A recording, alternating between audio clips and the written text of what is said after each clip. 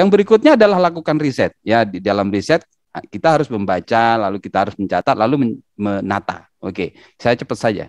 Nah, yang ketiga adalah merencanakan tulisan. Nah, dalam merencanakan tulisan kita bisa nulis bebas. Tulis saja dulu.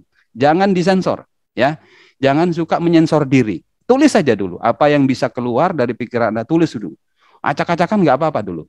Baru setelah itu Anda diskusikan, curah gagasan dengan orang lain. Kalau saya nulis begini bisa dengan teman, bisa dengan guru, bisa dengan orang tua kalau orang tuanya suka menulis, atau bisa dengan yang lain-lain, ya. Kemudian buat garis besar tulisan. Nanti setelah bahan dari acak-acakan ini coba kamu fokuskan ke sini, baru akan temu. Itu namanya merencanakan tulisan, ya. Yang keempat baru menulis. Nah, ketika menulis Anda harus mulai bahasannya itu mulai ditata. Kemudian yang harus diperhatikan adalah tata bahasanya.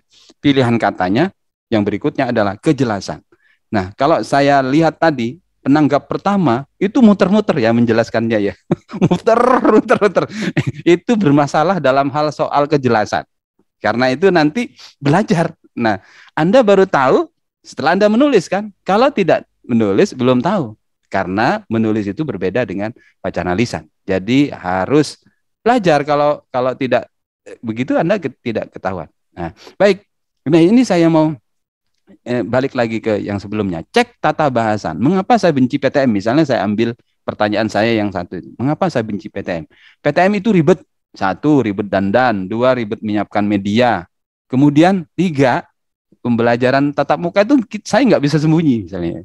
Kemudian cara Anda mengubah benci jadi cinta bagaimana? Gitu kan. Kalau Anda kan benci PTM, cara mengubahnya seperti apa? Nah, itu harus Anda diskusikan. Nah, Anda seperti berdialog dengan diri sendiri di dalam tulisan. Tanpa berpretensi untuk menyerang orang lain, tetapi ini Anda bisa menyajikan pengalaman Anda di dalam tulisan itu. Ini saya ambil contoh dari kasus banjir 2021. Mudah-mudahan bisa dibaca dengan jelas ya. Coba, orang seringkali ini menganggap satu paragraf, padahal ini bukan paragraf. Ya, ini bukan paragraf. Cuma tampaknya seperti paragraf. Mengapa? Karena tulisan ini tidak punya kalimat utamanya yang mana? Nggak jelas.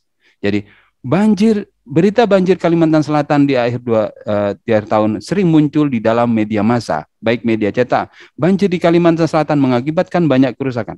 Ini sudah dua kalimat utama yang nggak berhubungan antara, seharusnya kalau kalimat ini yang kalimat pertama adalah kalimat utama.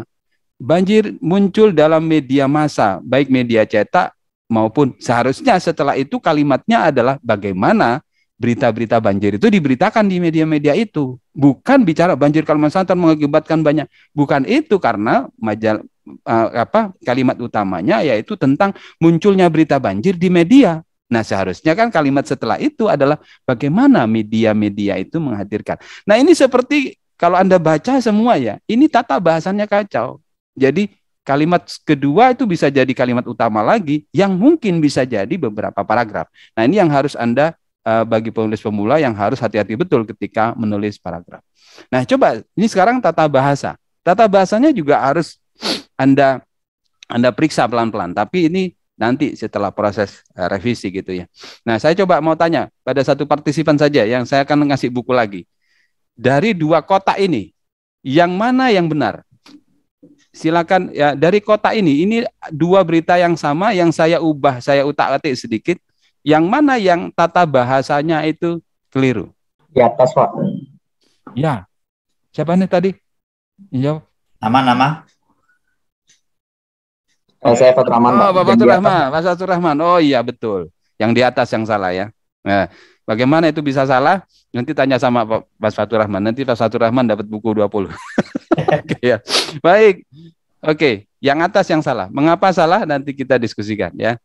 Yang bawah yang benar. Oke, yang terakhir adalah merevisi. Ya, periksa kesalahan tulis, periksa kesalahan ide, karena ide juga bisa salah.